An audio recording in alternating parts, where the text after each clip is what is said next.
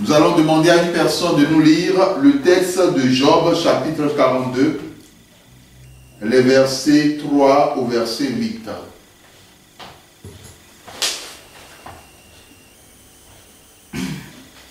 Quel est celui qui a la folie d'obscurcir mes desseins?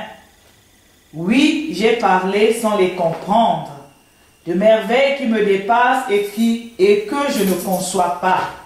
Écoute-moi et je parlerai. Je t'interrogerai et tu m'instruiras.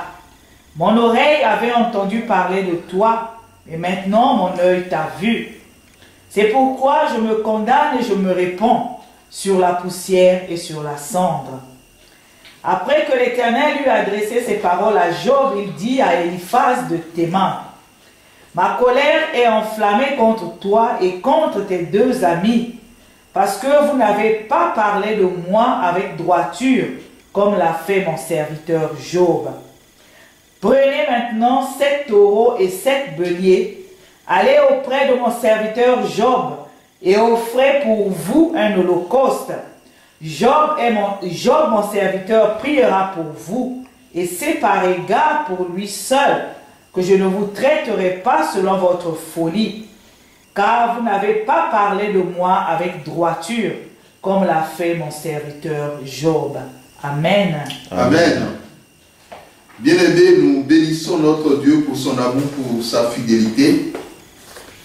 Et comme nous l'avons souligné lors de l'étude de ce texte, nous nous rendons compte à la lecture du texte de Job 42, les versets 3 au verset 8, qu'on ne parle pas de Elihu. Alors, on peut se poser la question, d'où sort Elihu? Parce que dans le cadre de la restauration de Job, il n'est fait nulle part mention d'Elihu.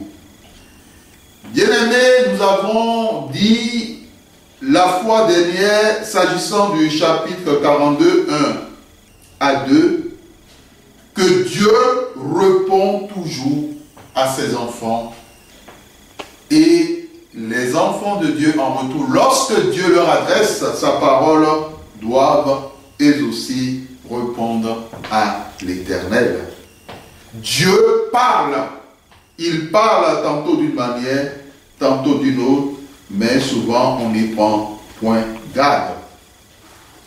Ce qui est merveilleux, c'est que dans la réponse de Job, malgré la souffrance qu'il vit, malgré le fait qu'il n'a rien vu changer dans sa vie,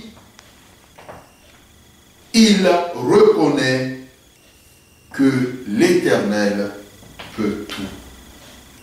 Bien-aimé dans le Seigneur, Job confesse la toute-puissance de Dieu. Réponds toujours à Dieu. Dieu te parlera, réponds toujours à ce dernier.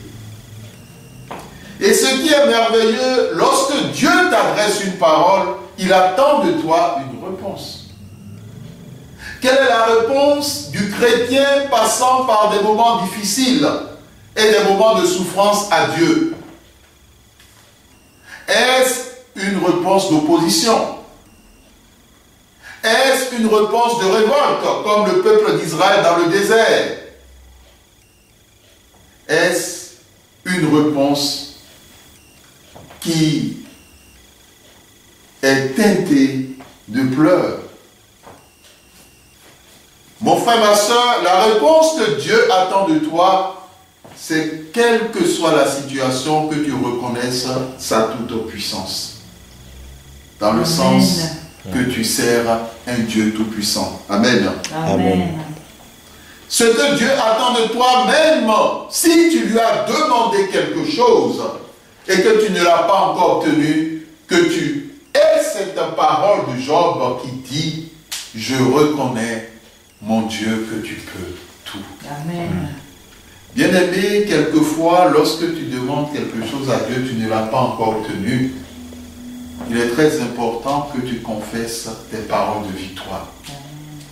des paroles des ossements, des paroles qui proclament la toute-puissance de Dieu. Comme le dit le psalmiste, ce ne sont pas les morts éternels qui te loueront. Ce ne sont pas ceux qui descendent dans le séjour des morts qui te loueront, ô Dieu, mais ce sont les vivants. Amen. Ce sont les vivants. Lorsque le psalmiste élève la voix pour dire de telles paroles à Dieu, c'est tout simplement, il était proche du séjour de la mort.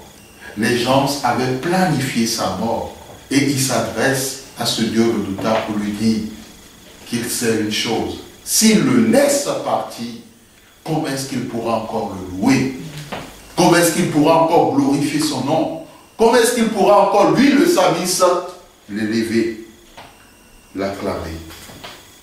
Mon frère, ma soeur, il est très important que malgré tout ce que tu traverses, que tu reconnaisses que ton Dieu peut tout. Amen. Et que rien ne s'oppose à ses pensées. Satan a toujours fait croire aux chrétiens, aux enfants de Dieu, qu'il y a des choses qui s'opposeront à la réalisation finale de l'œuvre de Dieu dans leur vie. Bien aimé, les choses peuvent s'opposer au début, les choses peuvent s'opposer à une certaine manière. Mais lorsque Dieu voit ces oppositions, Dieu rit. Tout comme le dit le psalmiste aussi, quand Dieu voit la façon dont le méchant agit, il rit. On le retrouve aussi dans le texte de Job, où on nous montre le sort qu'attend le méchant. Mon frère, ma soeur, sache une chose. Des formes d'opposition peuvent se présenter, mais considère-les comme des mirages. Amen. Par rapport à la pensée de Dieu. Cela ne veut pas dire que tu ne dois pas prier. Mais ce qui doit te rassurer, c'est qu'à un moment donné, même si tu es confronté à l'opposition, tu puisses dire, mon Dieu, je sais que rien ne s'oppose à tes pensées pour moi, à tes pensées pour ma vie, à tes pensées pour ma destinée, à tes pensées pour tel sujet qui me tient à cœur. Rien ne peut s'opposer aux pensées de Dieu. Satan peut s'agiter, il peut gesticuler, mais en fin de compte, il tombe, il est déjà même tombé, il a chuté, il est déjà tombé. Et quand on vous dit que quelqu'un a chuté, il a chuté définitivement. Il n'y a plus rien de fort ni de puissant par rapport à celui qui l'a fait chuter. Amen. Bien-aimé dans le Seigneur, l'Éternel, ton Dieu, reste celui qui est debout. Et ce qu'il attend de toi, c'est qu'il faut que tu restes toi-même toujours debout. C'est fondamental. Reste debout. Satan cherchera à influencer tes pensées, mais reste debout. Satan et les amis de Job ont essayé d'influencer ses pensées. Le verset 3 le montre. Et c'est ce pourquoi Dieu dit, quel est celui qui a la folie d'obscurcir mes desseins? C'est une folie de chercher à obscurcir les desseins de Dieu par rapport à Job. D'abord, la première personne qui a la folie et qui a pensé à cela, c'était Satan lui-même. Parce que pour Dieu, la demande de Satan, c'est une folie. S'il avait bien réfléchi, il aurait su que cette demande, elle est vouée d'avance à l'échec. Il aurait su cela. De la même manière, l'ennemi aujourd'hui envoie des pensées. Comme Eliou, qui symbolise vraiment la guerre de la pensée contre Job. Mon frère, ma soeur, c'est une folie par rapport à quelqu'un qui veut obscurcir les desseins de Dieu pour ta vie. C'est une folie. Et cela doit te rassurer que le Dieu que tu sais n'est pas un Dieu mort, Amen. Mais un Dieu vivant. Amen. Amen. Quelquefois, quand tu demandes quelque chose à Dieu, cela peut prendre du temps, mais demeure ferme à la foi.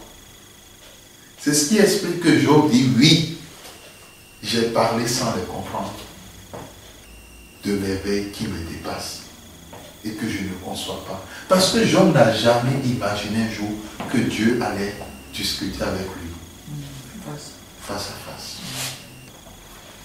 Il avait cru qu'il était seul dans sa détresse. Même malgré le fait qu'il confesse. Et il y a des chrétiens comme cela. Quand tout va bien, alléluia! Jésus est vivant! Quand les moments difficiles viennent, oh Seigneur! Mon frère, ma soeur, quand les moments difficiles viennent, ils oublient que Dieu est avec eux. Dieu est avec toi. Même dans les moments difficiles, même dans les situations difficiles, il n'a pas bougé d'un pied. Et c'est la première chose qu'il a montré à Job, qu'il était avec lui au milieu de la tempête. Dieu parlera, mais c'est à toi d'écouter. Fais attention parce que certaines personnes dans les moments difficiles parlent trop. Et souvent, ça se joue au niveau des pensées. Il y a des choses que tu ne peux pas comprendre aujourd'hui. Tu ne peux pas comprendre pourquoi est-ce que tu as telle difficulté, telle situation. Mais lorsque le moment viendra, le Seigneur te l'apprendra. Lorsque moi j'ai été confronté à une situation difficile qui a duré, à la fin j'ai compris pourquoi est-ce que Dieu... C'est vrai que c'était l'ennemi qui s'agitait, mais c'est une folie. Quiconque s'agit contre toi, sache que c'est une folie. Parce qu'en fin de compte, personne ne peut obscurcir les desseins de Dieu pour ta vie. Amen. Mon frère, ma soeur, c'est une folie, ils sont en train de s'agiter pour rien. Dis aux sorciers dans tes prières, vous vous agitez pour rien. Dis à Satan, dis au diable, vous vous agitez pour rien. Ça ne sert strictement à rien. Parce que vous ne pouvez pas obscurcir les desseins de Dieu pour ma vie. Vous ne pouvez pas obscurcir le plan de Dieu pour ma vie. Vous ne pouvez pas empêcher telle chose que Dieu a déclarée et a dite pour ma vie. Parce que ça n'existe pas.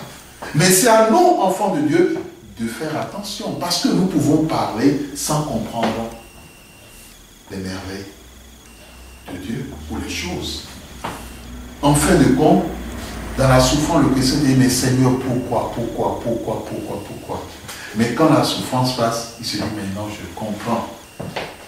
Et moi, lorsque Dieu m'a fait passer par un moment difficile, c'est en sortant de ce moment que j'ai encore été édifié et je suis devenu vraiment puissant dans la prière. Mon frère, ma soeur, dans les situations difficiles, il faut prier, il faut jeûner. Comme nous l'avons dit, tout enfant de Dieu doit avoir un jour de jeûne dans la semaine pour remettre sa vie spirituelle entre les mains de Dieu, pour mettre un sujet qui lui tient à cœur, pour que Dieu fasse grâce. Parler des merveilles qui me dépassent et que je ne conçois pas. Job, il avait pensé que tout ce qu'il voyait, tout ce qui lui arrivait, c'était des choses négatives. Mais tout cela concourait aux merveilles de Dieu que lui ne voyait pas et qui le dépasse et qui ne conçoit pas. Cela veut dire que la pensée humaine est limitée, mais la pensée de Dieu est illimitée. Il y a des choses que tu ne comprendras jamais, il y a des choses que tu ne pourras jamais imaginer que cela soit possible. J'ai déjà donné ce témoignage-là par rapport à un frère en Christ, lorsqu'il avait vu ce grand arbre qui poussait, et un petit arbre qui poussait en dessous du grand arbre. Lorsqu'il avait vu que ce grand arbre, avec ses ombrages, ses branches, ses feuilles, empêchait le petit arbre de pousser. Parce que dans la logique humaine, un arbre pousse toujours tout droit. Et lorsque cet enfant de dit, mais Seigneur, il n'y a plus rien à faire par rapport à cette situation. Parce que le grand arbre empêche le petit arbre de connaître une évolution. Alors, Dieu dit à ce frère en Christ, regarde. Et qu'est-ce qui se passe? Au même moment, Dieu dit, regarde, le petit arbre qui poussait de la sorte s'est penché, il a commencé à pousser dans un autre sens. Et il a continué à pousser sans s'arrêter. Or, dans la pensée humaine, ça doit être tout droit. Un arbre doit pousser toujours tout droit. Voici comment nous concevons les choses. Mais, comme l'Éternel lui-même l'a dit, ses pensées ne sont pas nos pensées. Et ses voix ne sont pas nos voix. C'est à toi, dans les situations difficiles, de demander à Dieu, Seigneur, je veux connaître ta pensée par rapport à telle situation. Je veux connaître la voie que je dois suivre pour que cette situation aboutisse. Que le Seigneur bénisse sa parole. Amen. Amen. Amen.